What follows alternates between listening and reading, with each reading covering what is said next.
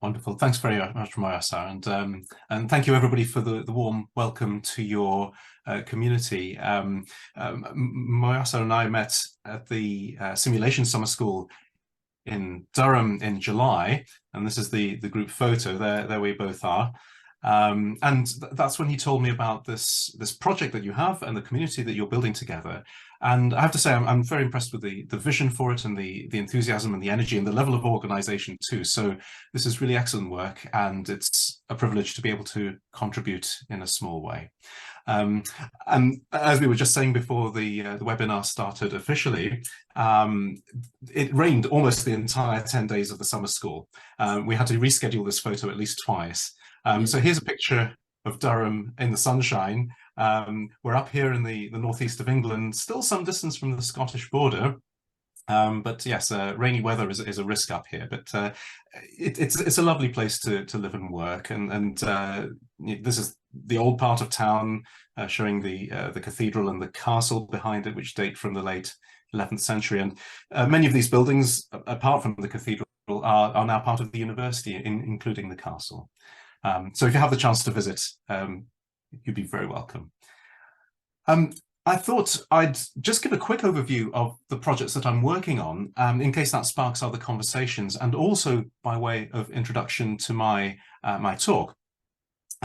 So one fairly recent project that I've started is in collaboration with an experimentalist colleague of mine, Sharon Cooper, who has been looking at how to control crystallization of polymorphs in structured ternary fluids. And if you take a mixture of water, ethanol, and octanol, there's some sort of microstructure in that combination of solvents, and that allows you to control the crystallization in a way that a simple solvent wouldn't. And we're trying to do some simulations to understand that. I have an ongoing collaboration with Unilever, using coarse grain simulations to predict the partitioning of molecules between aqueous solution and lipid membranes for risk assessment of bioaccumulation. And there we're using the Martini model and trying to come up with new methods for mapping and parameterizing accurate coarse grain models. I'm doing some work on cluster formation in active matter, which is out of equilibrium. Their energy is constantly being supplied and dissipated, and that affects the structures that form, and we're looking at ways of trying to characterize and understand that. And then the last project I'll mention is a bit of a hot topic at the moment, biomolecular condensates, and I'll say a little bit about this in this talk properly. But the latest work we're doing on that is looking at how condensates of RNA and proteins can nucleate at membranes in living cells. And because the membrane is flexible, those two things have a coupling. They interact with each other. These projects, I've presented them in this particular order because going clockwise from top left and round, the level of description is very different. The work on the structured ternary fluids requires atomistic simulations with accurate force fields, and that's a really challenging aspect of that work. The work on partitioning is done with coarse graining at the level of Martini, 4 heavy atoms per bead. The work on active matter is done representing an entire colloidal particle by a single site. And then the work on biomolecular condensates, or the latest work, doesn't even represent the system in terms of particles at all. We're using continuum modeling for that. And so this is just to make the point that I'm sure everybody knows, that you choose the level of description according to the question that you're trying to answer. And when I was thinking about what to speak about, Mayasa actually mentioned the possibility of talking about coarse graining, and I like that idea. And but I'm going to take it in a slightly different way from maybe what he expected, because if you come from a chemistry background, normally coarse grain modeling is introduced in two sort of approaches. The first one is so-called top-down modeling, where you take a model with simple functional forms like Leonard-Jones, and the parameters are chosen based on bulk data, such as the partitioning between two different solvents like octanol and water. And Martini is an example of that, at least in part.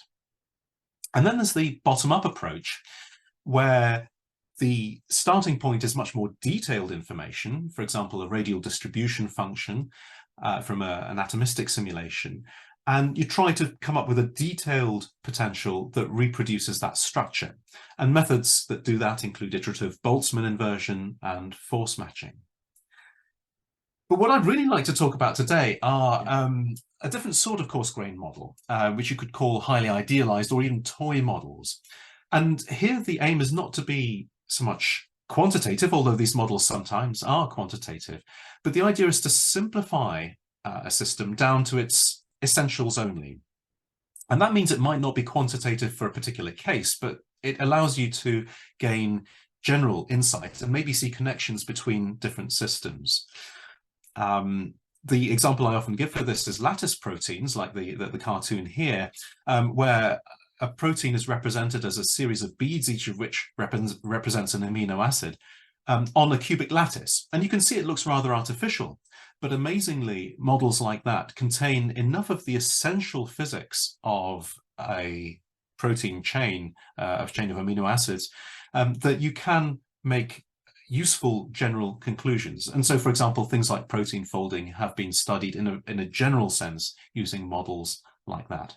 And one aspect of these idealized models is that you often need to write your own computer code to simulate them, because they're a bit different from the standard sort of models that you get in molecular dynamics packages. So that's what I'd like to concentrate on today. And I'm going to do it by using two case studies.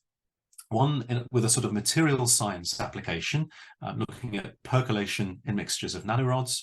And the second one will be superselectivity, which I will explain, in three-dimensional hosts.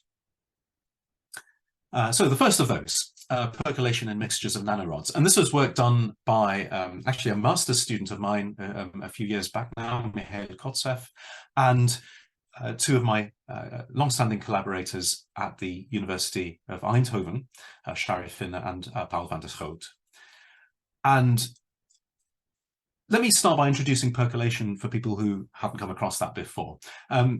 The most idealized way of presenting it is on a simple lattice like this. And the idea is that each site on this lattice can be occupied or unoccupied, and they're all independent. The probability of occupation is P, and so for a low value of P, we might get a configuration like that, just a few sites occupied. If we increase P, then on average more sites will be occupied, and we might start to see clusters of adjacent sites being occupied. And if we keep going, more and more sites will be occupied. There'll be more clusters, or bigger clusters anyway, until we reach a very special point where the addition of even just one more particle will lead to a cluster that spans the entire system. And that happens at a very specific critical probability, which is the percolation threshold. And this cluster is said to percolate. It spans the system. And if you imagine scaling this up to a macroscopic sample, that cluster would effectively be infinite. So percolation is the point at which the average cluster size diverges. It's the point at which we go from having large but isolated clusters to one that really spans the entire system. Now you can apply this idea off a lattice as well, and that's where it comes in soft matter. Now we have particles that are not constrained to lattice sites. They can move around freely. And the equivalent of a occupation probability is the concentration of particles, or density. We have to define what we mean by connectivity, and that could be overlap, like in this sketch, or by some sort of distance. And one of the interesting things is that the positions are often not random, right? If we have particles that interact with each other, they can affect each other's positions and the structures of the clusters that form. And things get interesting then. And of course, it also depends on the shape of the particles. There are lots of applications of percolation in different areas. The spread of forest fires, you need a tree nearby to catch fire from the one that's already burning for a fire to spread. The extraction of oil from porous rocks. In that case, it's the network of pores that is percolating. Filter coffee, of course, that's probably where we've all come across percolation. But in material science, electrically conducting composite materials are an important application. So imagine you have a material that has some useful properties like optical transparency or flexibility, for example, and you also want it to be electrically conducting. In that case, you might add a new component to the formulation that is conducting, but to make the sample, the material conducting, you need to be above the percolation threshold. You need there to be a high enough density to get a cluster that will provide a circuit across the sample. Now, in that particular application, you probably want to add as little of this conducting filler as possible. And the choice of particle then matters. To avoid having to put too much material in, it helps to use highly elongated particles. Because if you use spherical particles like this sketch here, you can see that by the time you've created a large cluster, quite a lot of the space has been filled up. Whereas if you have long, thin particles like this sketch, you can create a connected network without covering the whole space. So in general, we'll be using the packing fraction as a measure of the concentration. That's the volume of one particle multiplied by how many particles are in the system and divided by the volume of the system. So if the particles can't overlap, that's basically literally the fraction of the volume of the system that is occupied by the particles. But if the particles can overlap, then it's not quite that, but it's still a useful measure of concentration. So the important thing about rods, and I'm thinking in particular of carbon nanotubes because they do, so they can conduct electricity. The most important aspect of them is their shape. And we don't need to capture all the details of the structure to model the formation of clusters. And so we can use highly simplified models to capture this. And the simplest way you can represent a rod-like particle is by a spherocylinder, which is basically all the points that are a fixed distance away from a line segment. And if we want to take into account the impenetrability of carbon nanotubes, then we can just have hard spherocylinders in the same way that we have hard spheres as a simple model of colloids, for example. The important thing is the aspect ratio, the ratio of the length to the diameter. And of course, we also have to define when they're in contact, and that might be by defining a distance from the surface of the spherocylinder, which is just a bigger spherocylinder, with a width that is representative of the, let's say, electron tunneling distance between two carbon nanotubes. Now, an even simpler model would be to discard the hard core altogether and just have fully penetrable spherocylinders and consider them to be connected if they overlap. And Paul and Tanya Schilling and I looked at both that type of model in a paper some time ago now, some 8 years ago. In the simulation, you have to be quite careful with percolation. We want to be able to detect clusters that span the system.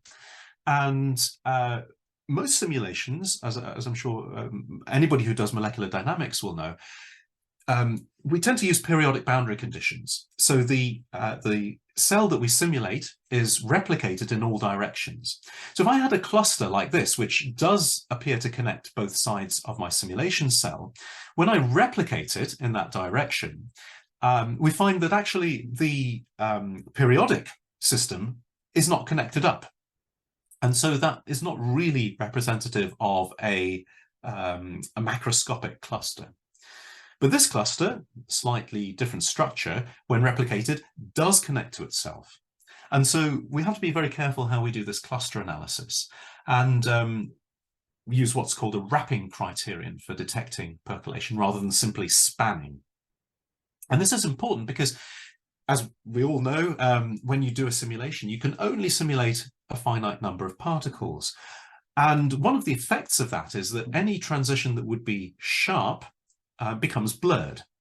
So if we try to measure the probability of observing a percolating cluster in a simulation, rather than getting a sharp threshold, as I said there ought to be, we get a smooth increase in this probability. And there's some data from actually a very old paper of mine now with some of the same culprits. As we increase the volume fraction of rods, we see the smooth increase in percolation probability, but it's not sharp. If we simulate a bigger cell, which obviously takes much longer, the response curve sharpens up a bit. And if we go to larger and larger systems, it keeps getting sharper. Now, we can never go to an infinite system, but what you'll notice is that these curves cross at a well-defined point. And the implication is that if we went to the thermodynamic limit, we would get a step function that also has to pass through that point. So by studying finite systems of different size, we can effectively account for the finite size effects and go to the thermodynamic limit by looking for this unique crossing point. And it's important to do that, otherwise you can get qualitatively incorrect results. In fact, the width of this curve scales in a very particular way, according to this critical exponent, nu, which is universal in the sense that for many systems, regardless of the details of the interactions and the particles, it takes the same value. Really just depends on dimensionality in most cases. Now, my collaborators in the Netherlands are pure theorists. They want to study percolation using analytical theory. And one of the ways that you can do that is based on liquid state theory, which is not it's not always taught, certainly not in chemistry departments. And the method that my colleagues were using is based on the Ornstein-Zernicke equation, which is a connection between basically the radial distribution function and a thing called the direct correlation function, which has the advantage of being shorter ranged than the radial distribution function. And then there's this nasty looking integral, which takes account of the indirect correlations, and it involves integrals over that involve three particles.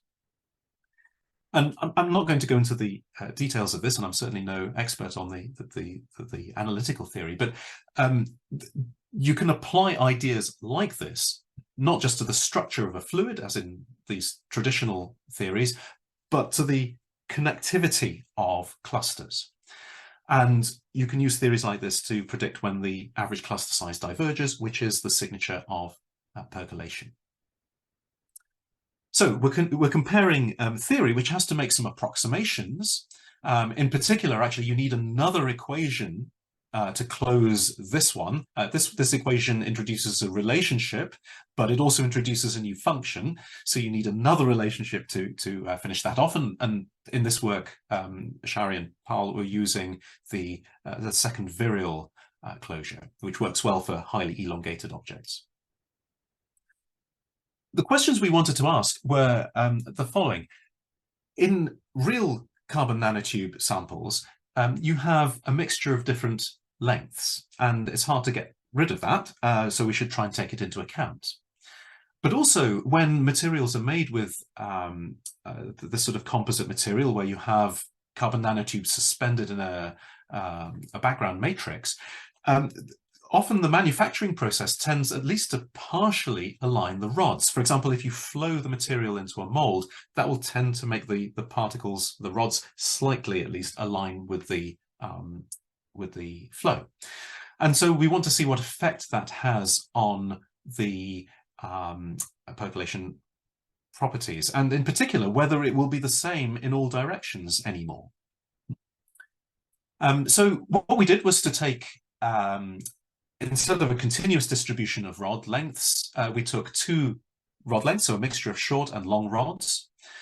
And to mimic the alignment, we introduced a one-body potential for each particle. And what this is saying is that there's an energy which depends on the angle of the rod's axis away from the direction of a field which we impose. And that field can be, for example, an electric field or a flow field. And the strength of this effect depends on the length of the rod in a way that scales differently depending on what's causing it.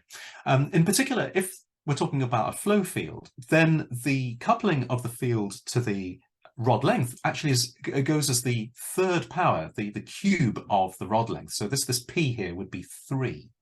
And that means that longer rods are much more strongly influenced by the field than shorter rods. And that's important for the structure of the composite.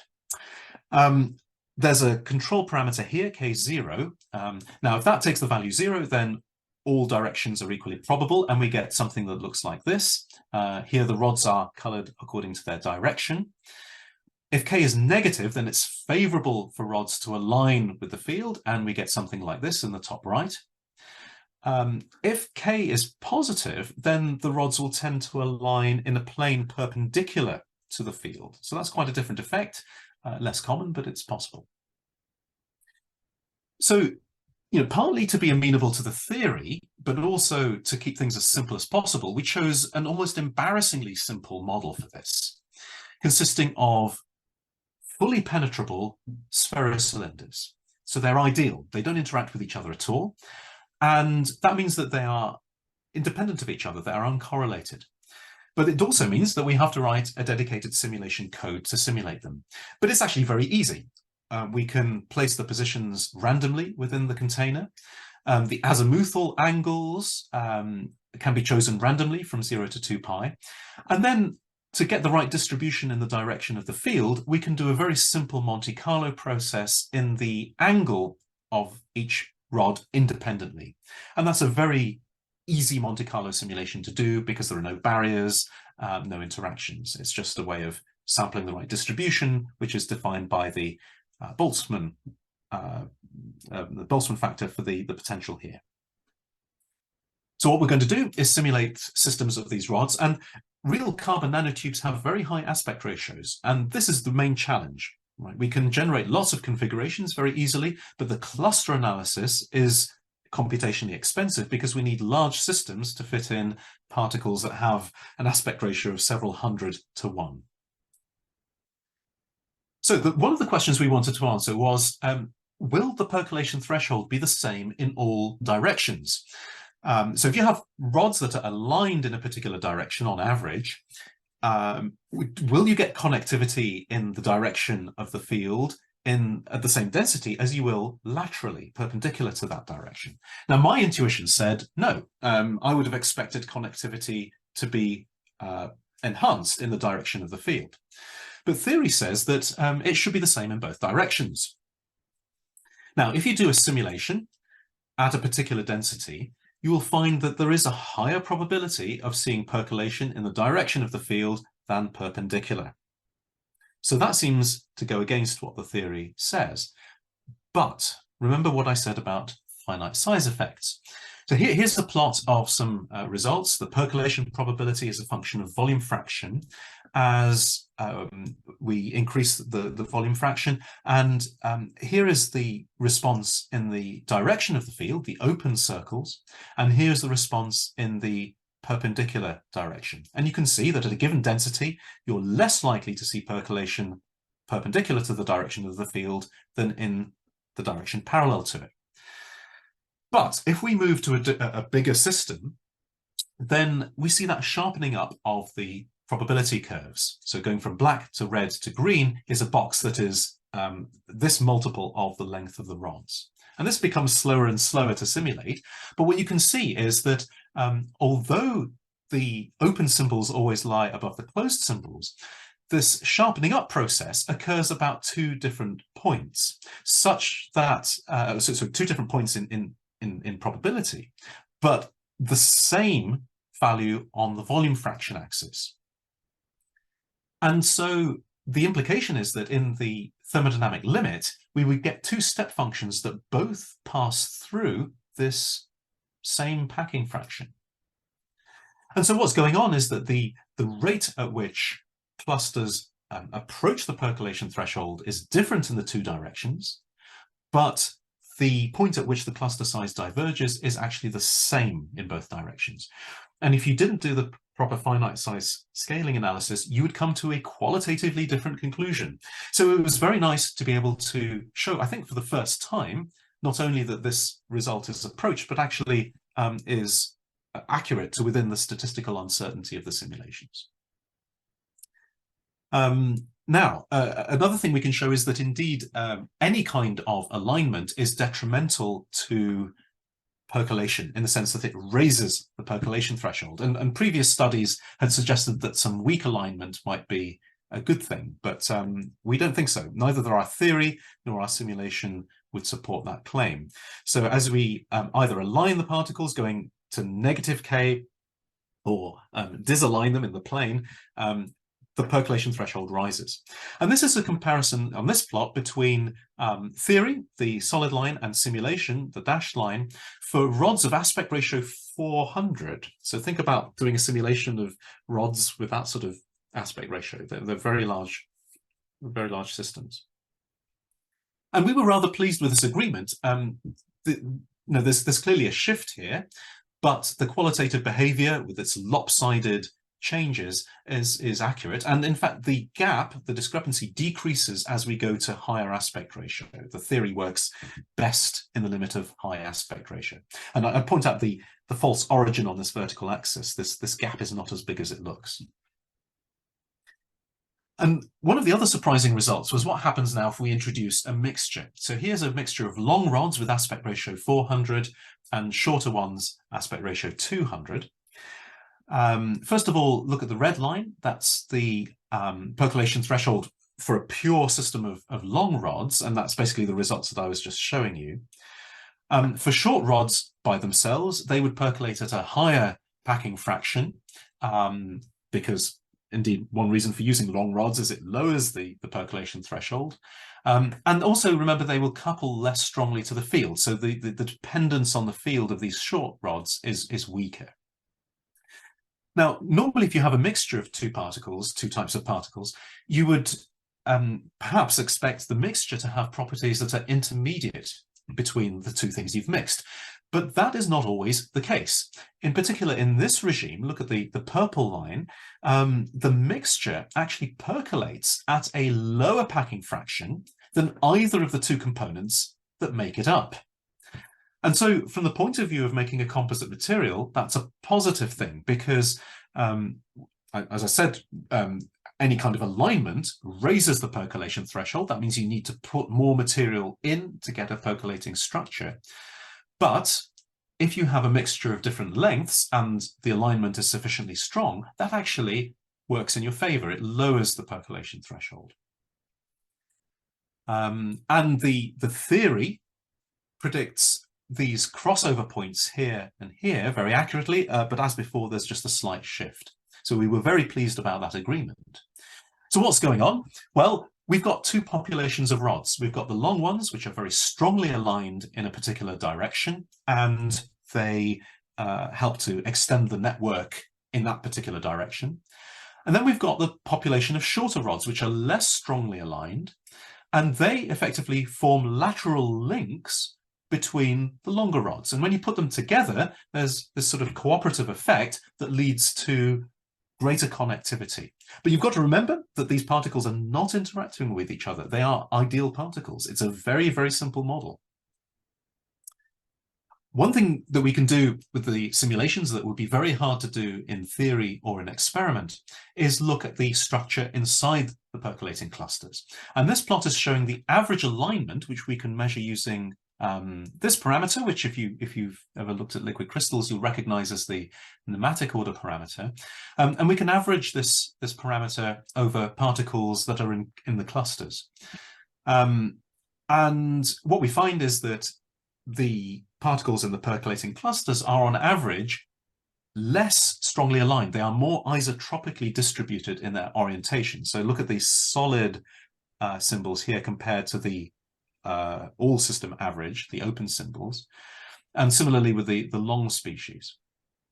Now that might seem counterintuitive because all the particles are independent, but of course we've asked a biased question. We've said, given that a particle is in a percolating cluster, what is its average alignment? And that indeed is less aligned than the average.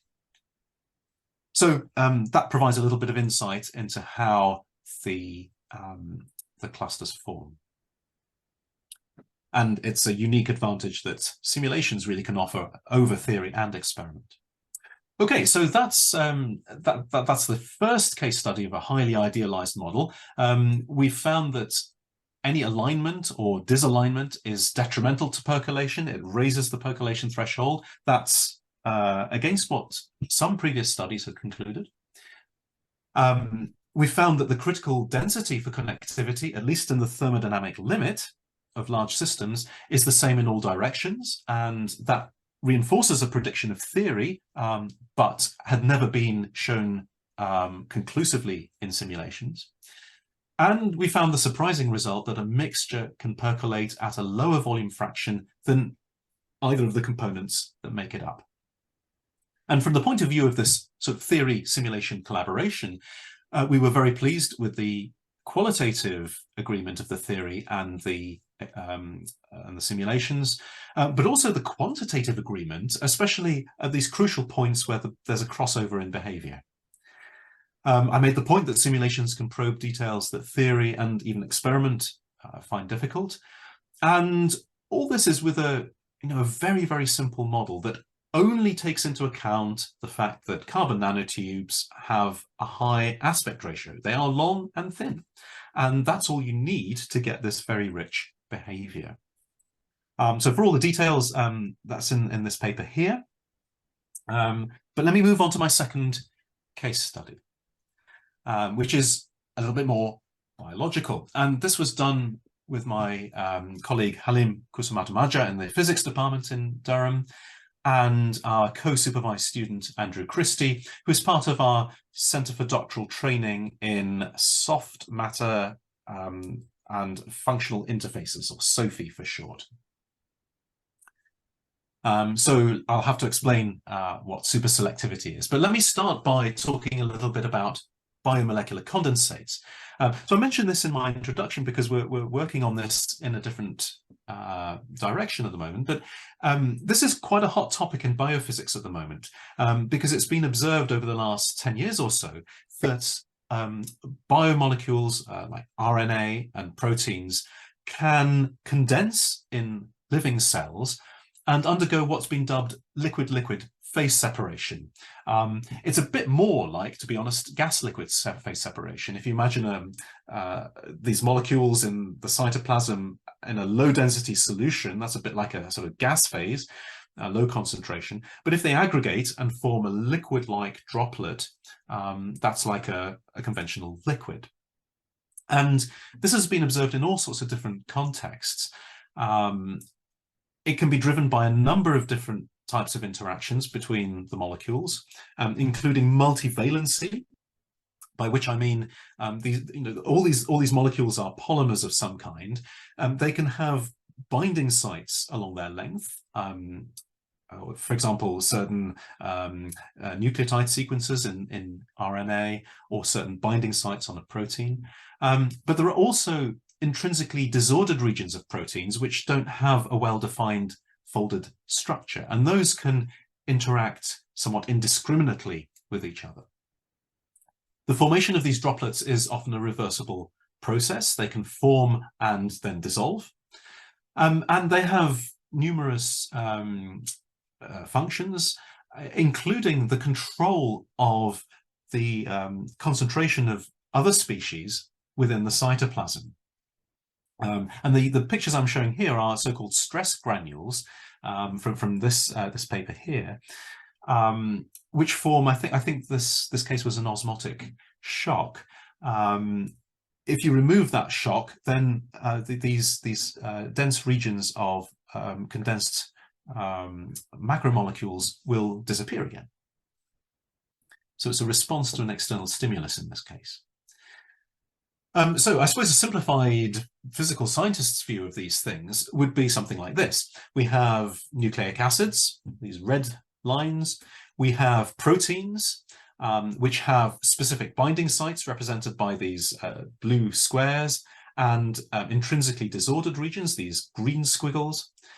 And the specific binding sites can attach to RNA, particular places, and the intrinsically disordered regions can interact with each other less specifically.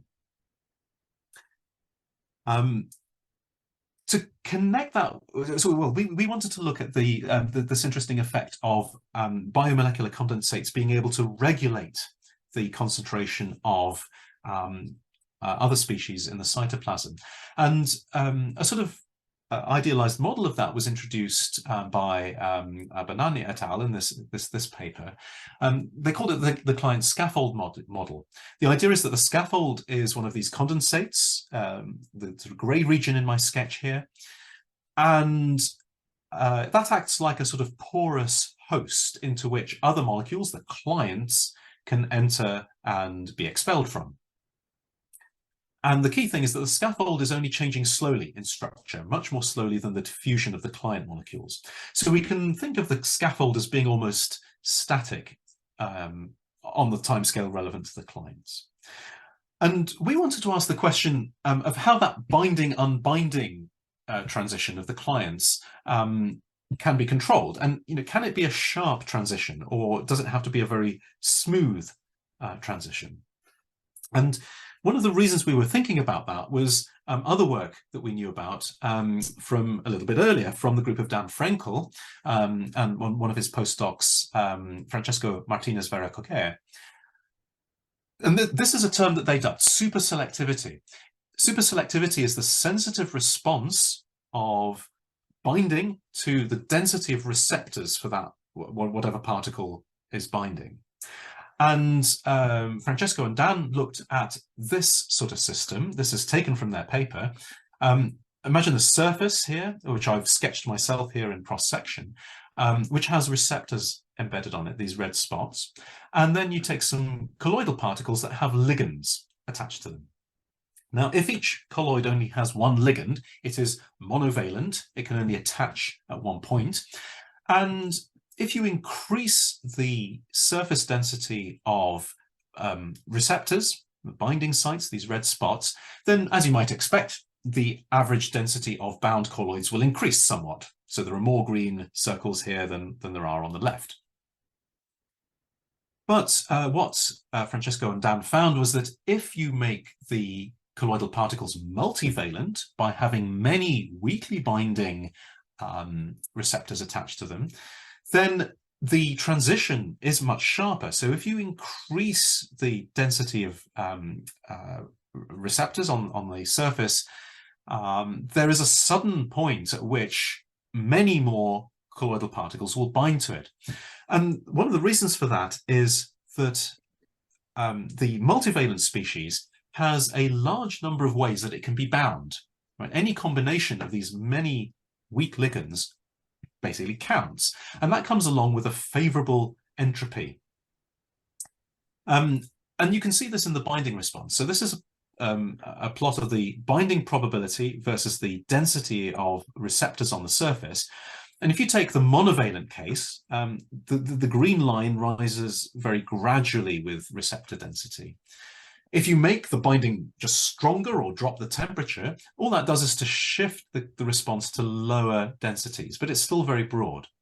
Whereas if you go to the multivalent case, you get the red curve, which is much sharper at a particular density. And one way of quantifying this is with the selectivity parameter that Francesco and Dan introduced, which is the derivative of the logarithm of the probability of binding with respect to the logarithm of the surface density of receptors. And by construction, if you do the statistical mechanics, that parameter alpha can never be greater than 1 for a monovalent client. But if you plot it for the multivalent cases, so K is the valency of the particles, well, for the monovalent case, you see that this selectivity parameter just drops off. But for the multivalent cases, you can see this peak where alpha becomes greater than 1. And that is the signature of superselectivity. It's showing that this response is sharper than it even could be for any monovalent species. So we thought this might be at play in the biomolecular condensates, because often we have multivalent interactions there. So we made a polymer version of this, which actually has also already been done. But we made a slightly different model based on this one, introduced by Harman et al. And it's again an almost embarrassingly simple model.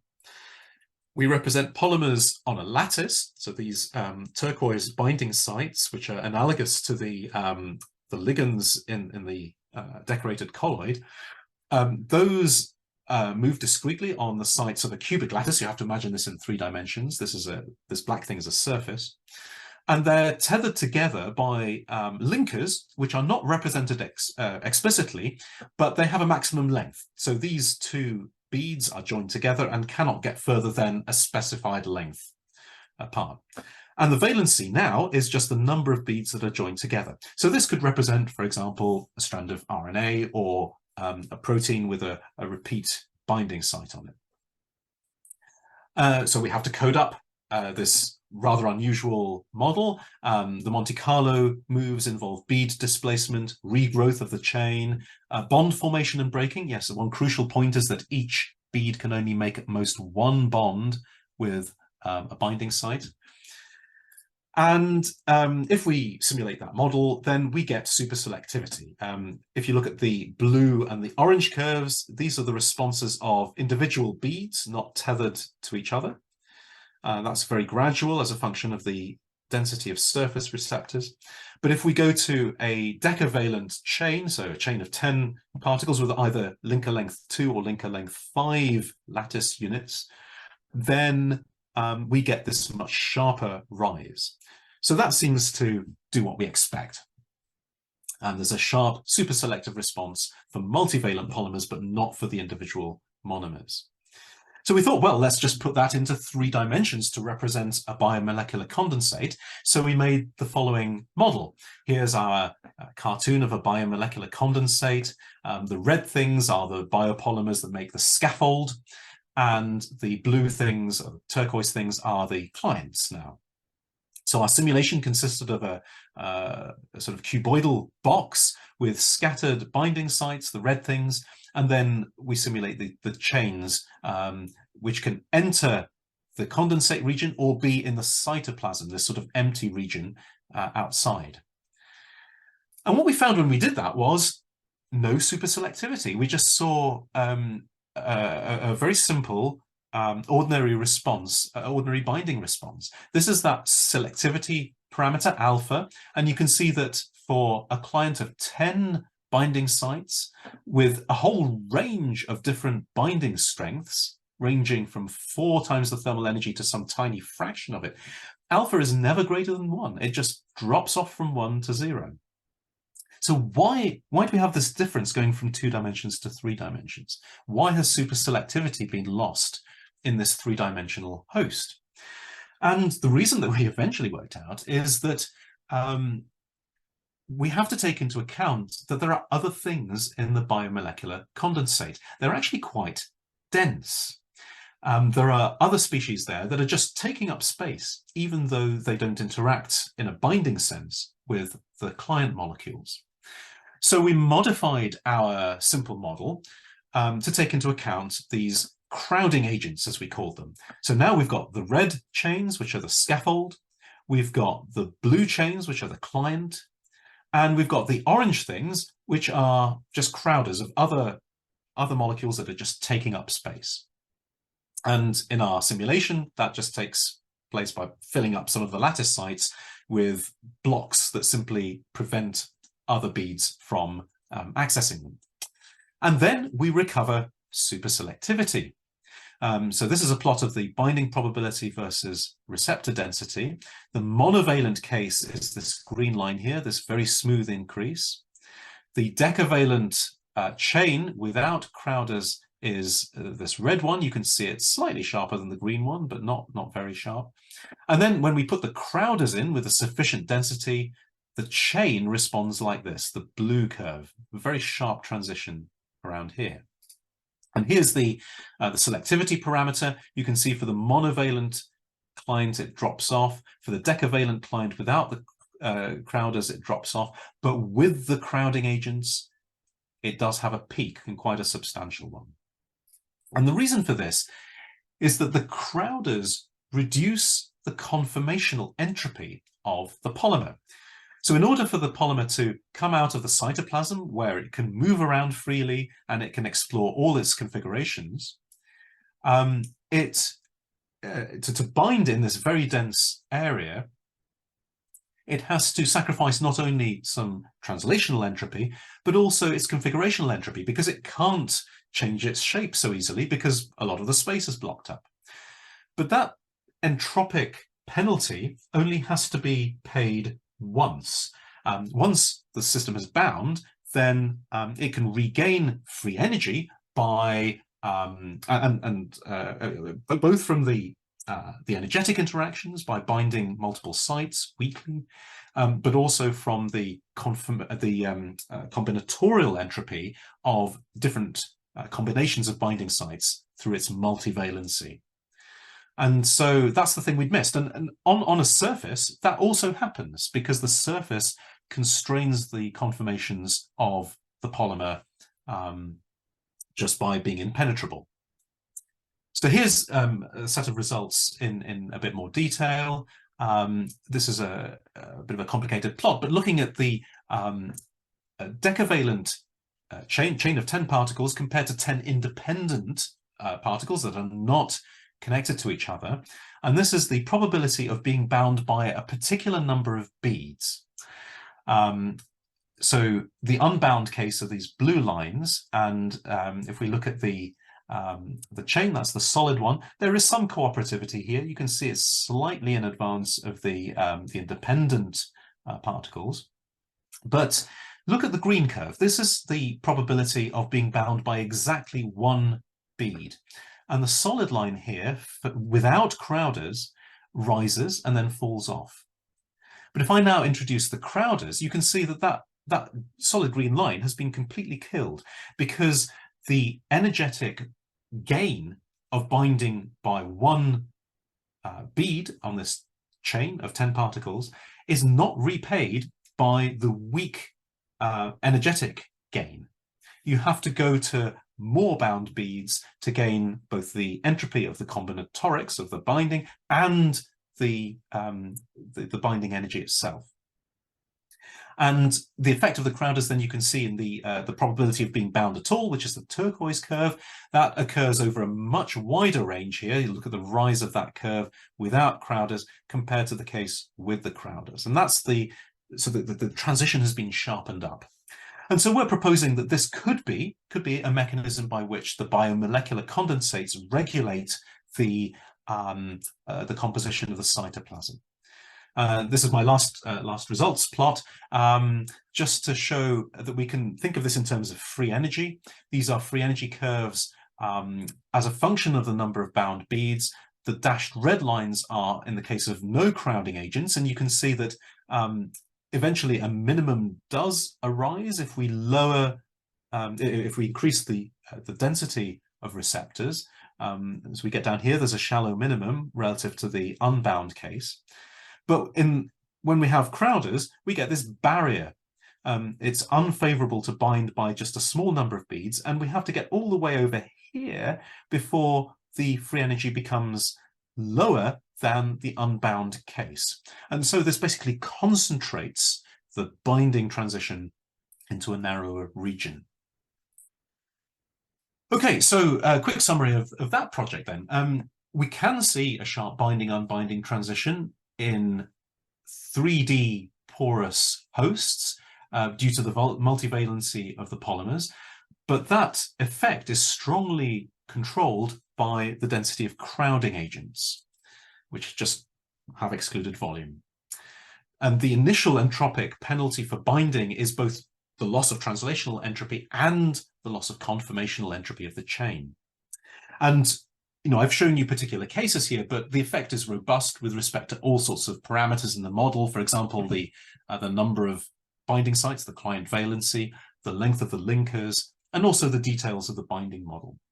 But I suppose the point I'd like to emphasize is that we get all this rich behavior from an extremely simple model. And by stripping away unnecessary specific detail, although we can't map this model directly onto a specific case, it is highly idealized, it does help us to understand an effect that really ought to be going on in these much more complex systems, and provides, in principle, an experimentally testable hypothesis. So all the details are in this paper from 2021, and that's the point I'd like to leave you with. So thank you very much for listening, and I will happily take any questions.